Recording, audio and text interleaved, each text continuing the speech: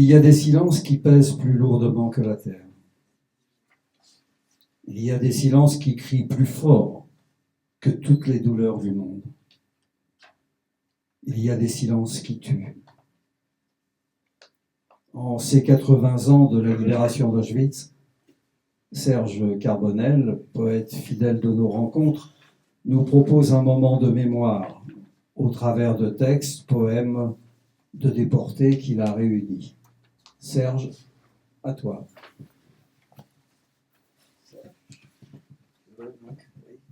Oui, c'est mieux. Je ne pouvais pas ne pas parler dans cette année des 80 ans de la libération des camps. La poésie volcanique, il y a eu beaucoup plus volcanique que ça. C'était les Fouragas. Je vous propose un petit panel, tout petit panel, de déportés qui auraient dû l'être, qui l'ont été, et de ceux qui en sont revenus. De Madeleine Riffaut, qui était un officier des FTP qui a été arrêté par la Gestapo, elle a été torturée à mort, elle a été condamnée à la déportation. Son convoi ne partira pas parce qu'il devait partir le jour où a eu lieu l'insurrection en région parisienne. Poème écrit à Fresnes, prière pour eux. Dieu, ces chansons plein ma tête. Dieu, les frissons de mon corps. Ils sont pour vous dans mes deux mains et je voudrais vous dire des choses. Vous êtes là ce soir et si pareil à nous, vous que l'on a cloué sur les planches de bois, que je viens près de vous, que j'ose vous parler, et pour eux, et pour nous. Christ, sauvez nos camarades, même s'ils n'ont pas cru en vous. Ils vous aiment un camarade, un qui a lutté avant tous. Vierge, larmes, diamants, étoiles du matin, réchauffez les cachots de ceux qui n'ont pas pu, ces fleurs brûlant auprès de vous encore, trouver leur mort au fond des plaies ouvertes. Ce sont leurs cœurs, leurs flammes, leur sang. Ces fleurs s'effeuillant, guérissez-les de leur corps broyé, envoyez-leur un ange au lys empoisonné qui donnerait la mort, le sommeil, par amour. Ou je n'ose espérer votre ange le plus clair.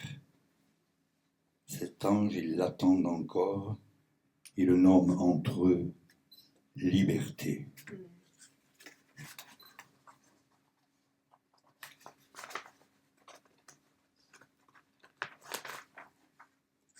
Un texte qui a été écrit par Pierre de Bory à Drancy en juillet 1944. Un homme d'origine russe, né en 1905. Il est arrêté à Nice en 1943.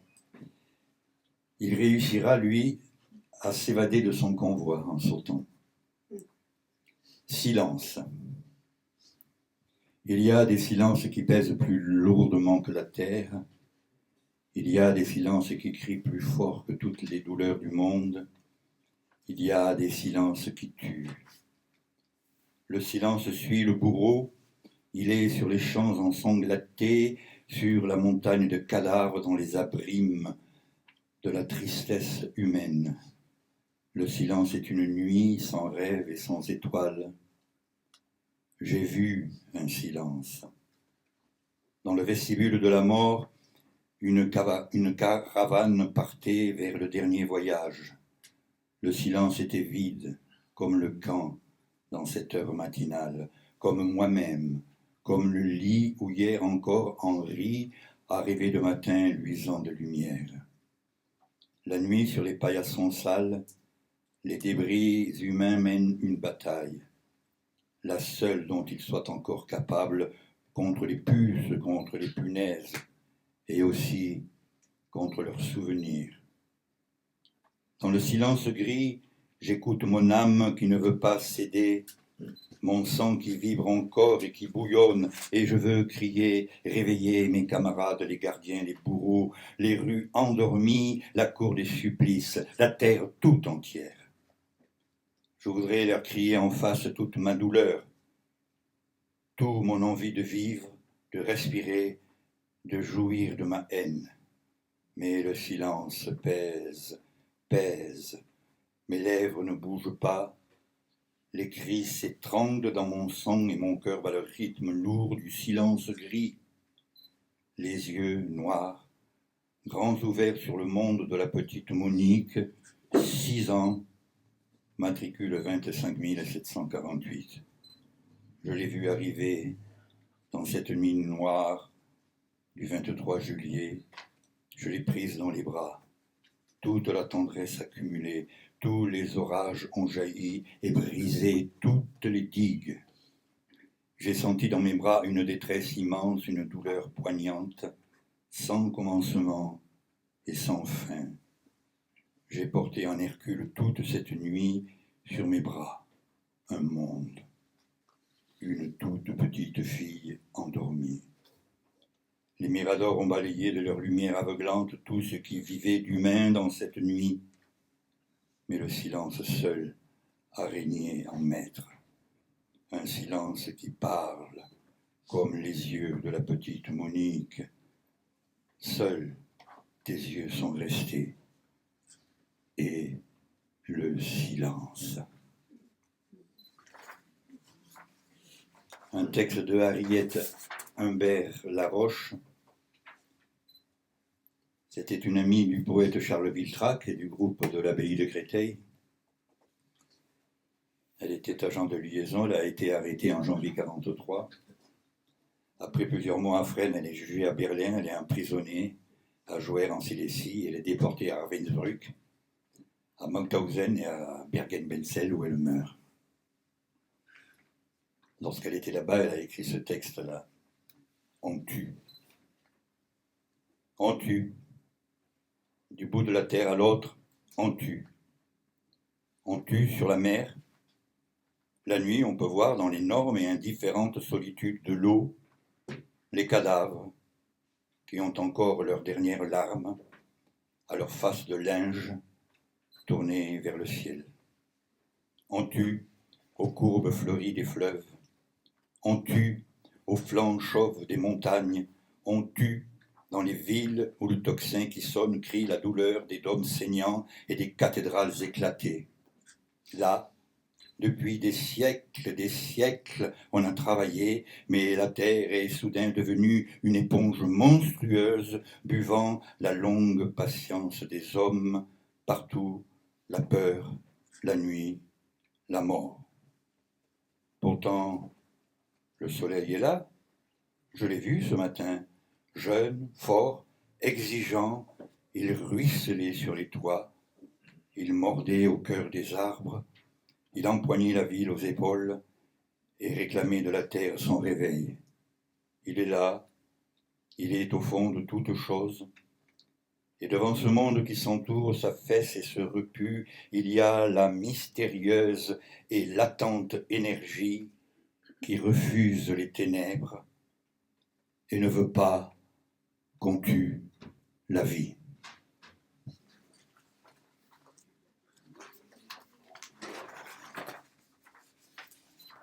Un poème écrit par Fausti, qui était peintre-dessinateur.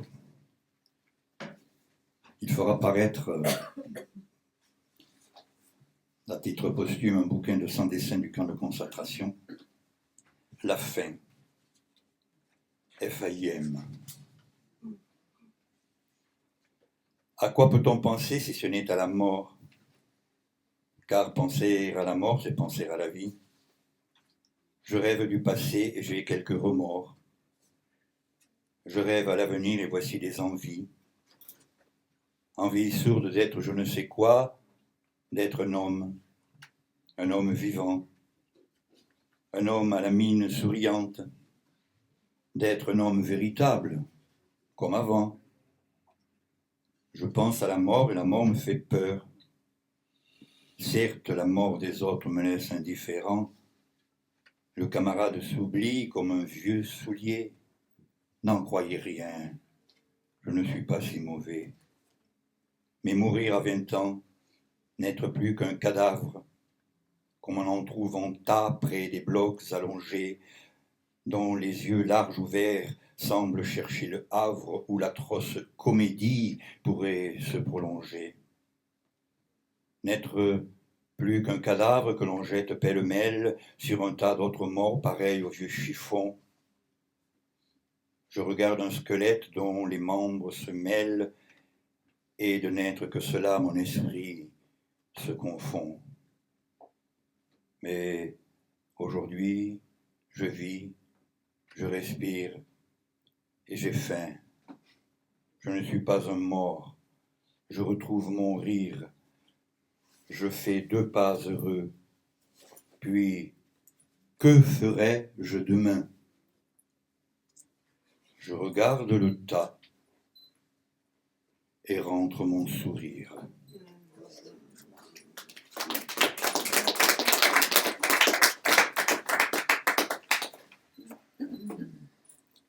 Un poète d'un homme qui s'appelle Serge Smulevik, qui est revenu, lui.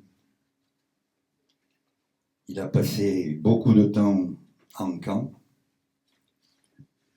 Il a recommencé à écrire quelque temps après sur tout ce qu'il a vécu et vu. C'est un homme qui est mort le 16 février 2004. Et il a écrit un texte qui m'a beaucoup touché. Il s'appelle « Pèlerinage à Auschwitz ». Si je devais mourir demain pendant mon sommeil, c'est que je serais mort à Auschwitz. Bien sûr que j'en rêve souvent, que je suis de nouveau à Auschwitz. Et pendant ce rêve, il y en a un deuxième qui se superpose, qui s'y incruste, et qui me fait me demander comment il a été possible que je sois à nouveau dans ce maudit camp, après en être sorti, en avoir été libéré, avoir vécu un nombre libre, marié, vécu toute une vie, et m'être fait reprendre. Et je me réveille en sursaut, étourdi un moment par ce cauchemar, et reprenant mes esprits, je me rends compte qu'après chacun de ces rêves, j'en sors de plus en plus angoissé, de plus en plus accablé. Donc, si je ne devais plus me réveiller un jour, c'est que je serais mort pendant la nuit à Auschwitz. C'est certain. Pèlerinage maudit. Moi qui n'ai jamais voulu retourner là-bas, mes rêves m'y ramènent de force. Et dire qu'il y en a qui paient pour retourner là-bas, qui se font du mal pour revoir les lieux où ils ont souffert, qui souffrent, qui pleurent. Ils appellent cela pèlerinage. Qui laisse donc cela à tous ceux qui ne savaient pas ou qui n'y croyaient pas. Moi, je paierais bien pour ne pas y retourner, même en rêve. Maudit pèlerinage auquel mes rêves me ramènent de force. Peut-être que je devrais changer de nom pour qu'on ne me retrouve plus. Comme d'autres l'ont fait, c'est ça, je vais changer de nom. Comme Jacob Zinki, qui est devenu Jacquelot, Dreyfus, qui est maintenant Dreyfus, Honigbaum, qui est Aubois, Goldstein, qui est Pierre d'Or. Comment voulez-vous qu'on les retrouve avec noms pareils, même en rêve? Donc, je vais changer de nom. La mémoire et l'oubli cohabitent, forcément, et toutes les cohabitations ont une fin, forcément. La qualité de la mémoire dépend de la façon dont elle aura été transmise. Certains réagiront, les récipiendaires de la mémoire, dans 100 ans ou plus. à part quelques monuments, quelques cérémonies discrètes ou quelques vestiges dans des musées, que restera-t-il de la mémoire? Celle d'aujourd'hui, aller à des cérémonies, corvée. Aller dans les musées, les gens ont toujours préféré aller voir des choses gaies plutôt que des choses tristes. Le temps, maître des événements, maître des souvenirs, diluera fatalement l'esprit de la mémoire que nous connaissons, celle que nous voudrions transmettre, celle qui sera contestée parce que nous ne serons plus là, parce que cette mémoire ne sera plus que celle d'une mémoire tombée dans les oubliettes de l'histoire.